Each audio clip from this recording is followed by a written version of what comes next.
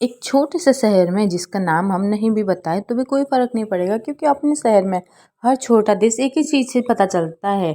वहीं जैसे कि हर छोटी छोटी दुकान जिसमें वक्त काटते हुए बड़े बूढ़े लोग, ऐसे ही छोटे शहर में रहते हैं पंडित जी, ना जो ना तो पंडिताई करते हैं और ना ही किसी के घर पैदा हुए हैं।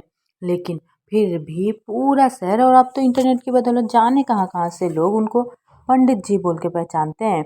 उनका असल नाम तो ब्रिजभूषण है।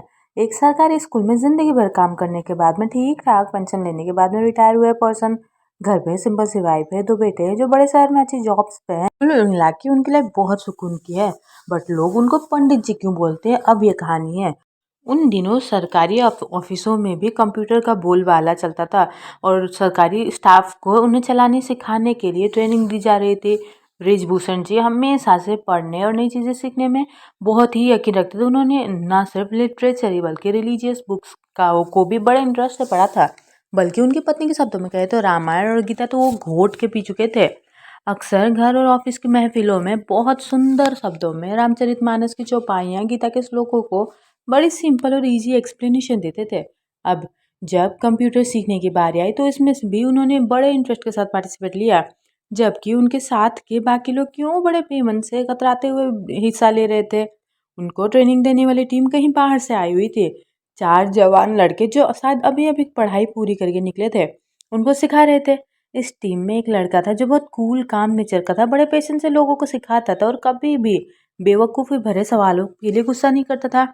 इस लड़के का नाम संदीप था। ब्रिजभूषण जी को संदीप बहुत पसंद आता था।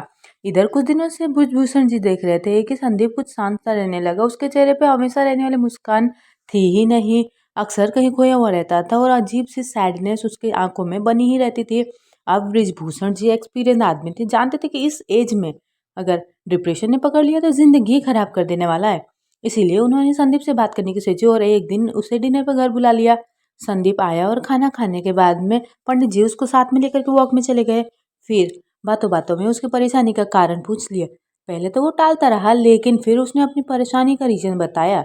दरअसल पिछले 5 सालों से वो कॉम्पिटिटिव एग्जाम की तैयारी कर रहा था और लगातार मेहनत के बाद भी तीसरी बार उसे फेलियर ही मिल रहा था, जिसने उसकी हिम्मत ही तोड़ दी थी। उसको लगने लगा था कि उसकी ज़िंदगी के 5 साल बस वेस्ट हो गए हैं और अब उसका कोई फ्यूचर ही नहीं है। इतनी मेहनत के बाद मिले फेलियर ने उसे चौथे और आखिरी मौके के लिए भी मायूस कर दिया था। वो अब आगे एग्ज़ाम की तैयारी ही नहीं करना चाह रहा था और कहीं न कहीं अपने फेलियर के लिए खुद को ही गिल्टी मान रहा था, यानी दोषी ठहरा रहा था कि शायद उसकी मेहनत में ही कमी रह गई।